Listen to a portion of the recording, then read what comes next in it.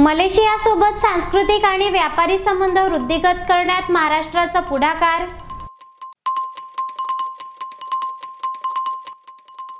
धुळे मनपाने बड्या थकबाकीदारांविरुद्ध कार्यालय सील करण्याची केली कारवाई।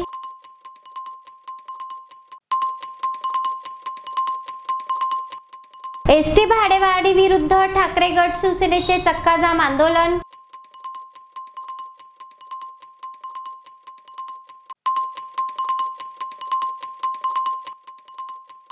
आणि हेंद्रोण येथील त्या जागेत बुद्धविहार उभारण्यात यावे, अन्यथा तीव्र आंदोलन छेडण्याचा इशारा। महाराष्ट्र आणि मलेशिया दरम्यान विविध सांस्कृतिक बाबींमध्ये समानता आहे। महाराष्ट्र कृषी उत्पादने, पर्यटन अशा विविध क्षेत्रांमध्ये आघाडीवर असून सांस्कृतिक आणि व्यापारी क्षेत्रातील परस्पर संबंध वृद्धिंगत करण्यासाठी महाराष्ट्र मलेशियाचे स्वागत करेल, असे राजशिष्टाचार मंत्री जयकुमार रावल यांनी सांगितले आहे। मलेशियाचे महावाणिज्य दूत अहमद झुहारी युसुफ यांनी मंगळवारी राज्याचे राजशिष्टाचार मंत्री जयकुमार रावल यांची सह्याद्री अतिथीगृह मुंबई येथे सदिच्छा भेट घेतली। मंत्री श्री रावल यांनी समृद्धतेने नटलेल्या महाराष्ट्रातील विविध बाबींची श्री युसुफ यांना माहिती दिली।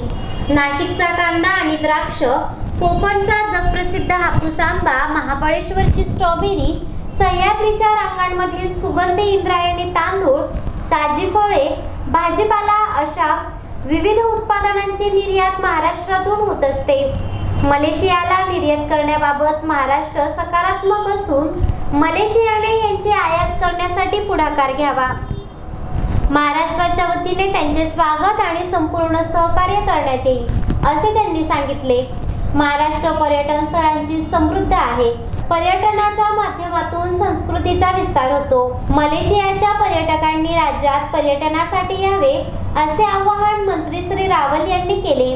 महाराष्ट्र आणि मलेशिया दरम्यान सांस्कृतिक आणि व्यापारी संबंध अधिक दृढ होण्यासाठी मलेशियाच्या कृषी आणि पर्यटन विषयक सदस्यांनी महाराष्ट्राला भेट देण्याचे निमंत्रणही त्यांनी दिले आहे। मलेशियाच्या महावाणिज्य दूतांनी यावेळी परस्पर संबंध वृद्धिंगत करण्यासाठी मलेशिया करीत असलेल्या प्रयत्नांची माहिती दिली आहे। धुळे महानगरपालिकेने बड्या थकबाकीदारांविरुद्ध कठोर कारवाईची भूमिका घेतली आहे।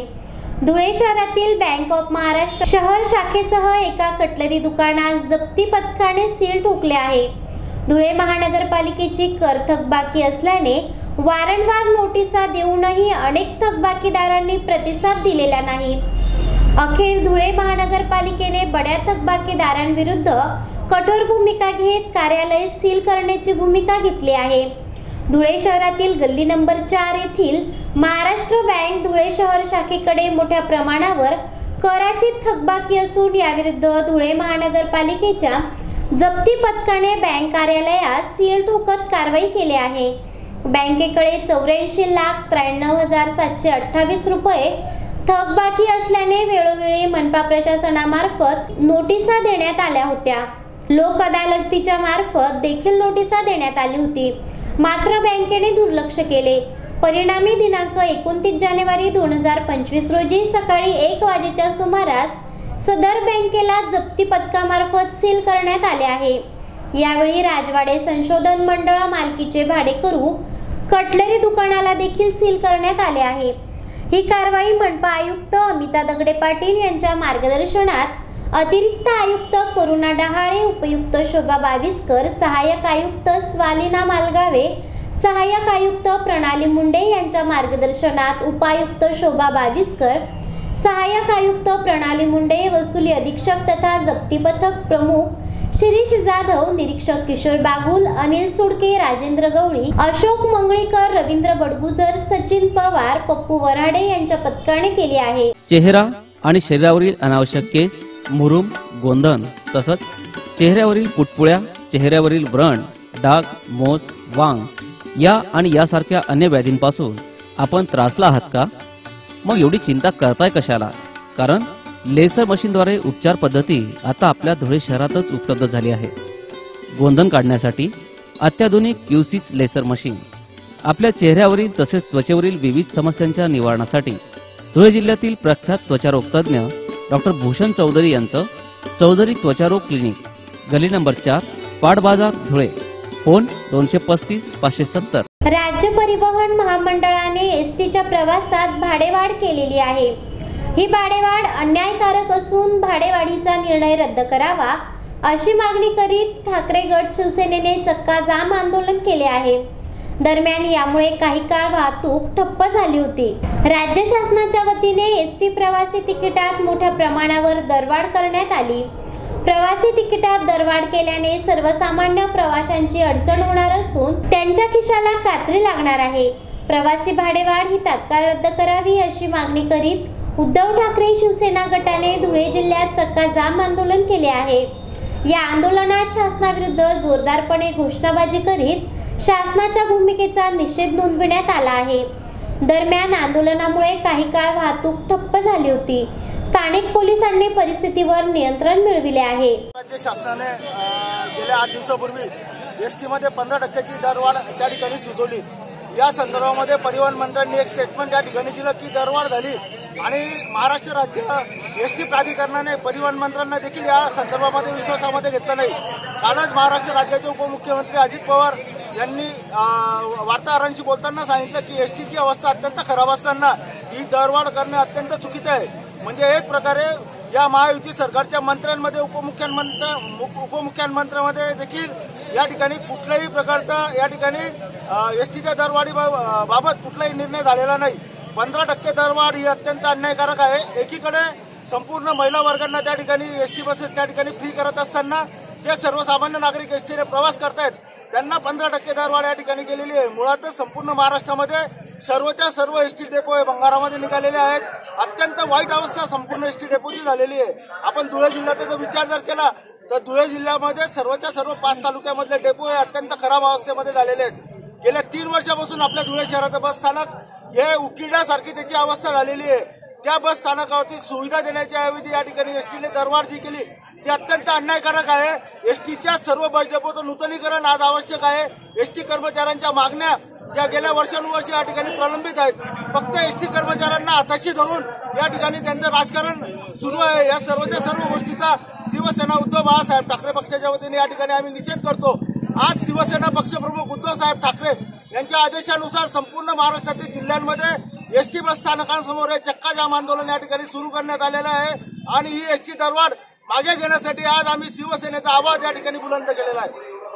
धुळे तालुक्यातील हेंद्रुण येथे बुद्धविहाराच्या नियोजित जागी तलाठी कार्यालयांचे बांधकाम करण्यात येत आहे.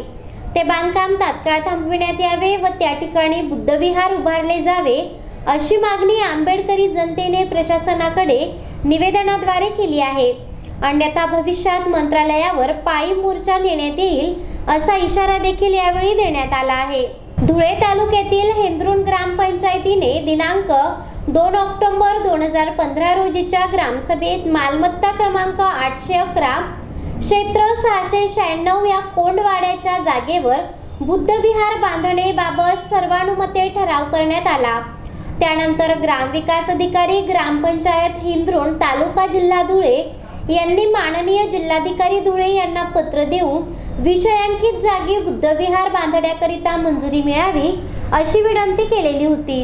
या पत्रात ग्रामविकास अधिकारी यांनी स्पष्टपणे नमूद केले आहे की सदर जागेवर बुद्धविहार बांधण्याबाबतचा ठराव करण्यात आला आहे. तसेच सदर जागेवर यापूर्वी पाळीव जनावरांकरिता कोंडवाडा निश्चित केला होता, परंतु गावात व परिसरात जनावरांची संख्या अत्यल्प आहे. त्याचप्रमाणे त्यांचा कोणताही उपद्रव ग्रामस्थांना होत नाही. त्यामुळे सदर जागेवर कोंडवाडा बांधणे हे ग्रामस्थांच्या व गावाच्या दृष्टीने उचित नाही. म्हणून सदर जागेचा ग्रामविकासाच्या दृष्टीने सदुपयोग व्हावा याकरिता प्रस्तुत जागेवर बुद्धविहार बांधणे उचित होईल.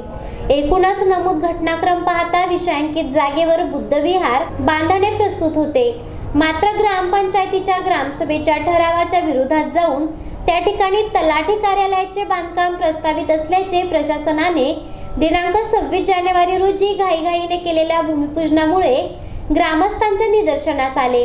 वास्तविकता हे अयोग्य असून हेंद्रुण गावातील आंबेडकरी जनतेवर अन्याय करणारे आहे. त्यामुळे हेंद्रुण तालुका जिल्हा धुळे येथील मालमत्ता क्रमांक 811 क्षेत्र 696 जागेवर नियोजित बुद्धविहार जागेवरील तलाठी कार्यालयाचे बांधकाम तात्काळ स्थगिती देण्यात येऊन त्याच जागेवर सामाजिक न्याय विभागाच्या डॉक्टर बाबासाहेब आंबेडकर सामाजिक विकास योजनेतून अभ्यासिका व बुद्धविहार बांधून देण्यात यावे, अन्यथा सर्व आंबेडकरी जनतेच्या वतीने अन्याय करणाऱ्या प्रशासनाच्या विरोधात हेंद्रुन ते धुळे ते विभागीय आयुक्त, नाशिक ते मुंबई मंत्रालय असा पायी मोर्चा लॉंग मार्च काढण्यात येईल असा इशारा देण्यात आला। आंदोलनात सिद्धार्थ जगदेव, भूषण ब्राह्मणे, शरद वेंदे, संदीप बोरसे, पंचायत समिती सदस्य रंगूबाई मोरे, पंचायत समिती माजी सदस्य कविता बागुल, कोळी महासंघ धुळे जिल्हा सचिव शांताराम कोळी, आत्माराम ननवरे, सुद्धोधन मगरे, संदीप मगरे, सिद्धार्थ बागुल, दौलत बागुल, शिवराम बागुल, संजय मगर, जयवंत मगर, दिनेश मगर आदी उपस्थित होते। गाव हिंद्रुन नावाचं गाव आहे। या हिंद्रुन गावामध्ये 2015 साली ग्रामसभेने ठराव केला होता आणि कोंडवाड्याची जमीन बुद्ध विहाराला द्यायचं ठरवलं होतं। त्याच्यानुसार तिथल्या ग्रामसेवकांनी जिल्हाधिकारी महोदयांना पत्र पाठवलं आणि या ठिकाणी बुद्धविहार व्हावं अशी मागणी केली। पण गेल्या काही दिवसामध्ये हे उलटं चक्र व्हायला लागलं आणि 26 जानेवारीच्या दिवशी तिथं काही लोक आले आणि म्हणे इथं तलाठी कार्यालय बांधायचं आहे आणि त्यांनी तलाठी कार्यालय बांधकामाचं भूमिपूजन केलं। वास्तविकता भारतीय राज्यघटनेनुसार 243B आणि ग्रामपंचायतचा जो कायदा आहे त्याच्यामधल्या 7व्या कलमानुसार ग्रामसभा ही सर्वोच्च असते। अधिकारांचं जे विकेंद्रीकरण आहे ते ग्रामपंचायत म्हणजे पंचायत राज्य आलं ते अधिकारांचं विकेंद्रीकरण करण्यासाठी आलं। तर हे विकेंद्रीकरणाच्या अंतर्गत ग्रामसभेला सर्वात जास्त अधिकार दिले। ज्या ग्रामसभेमध्ये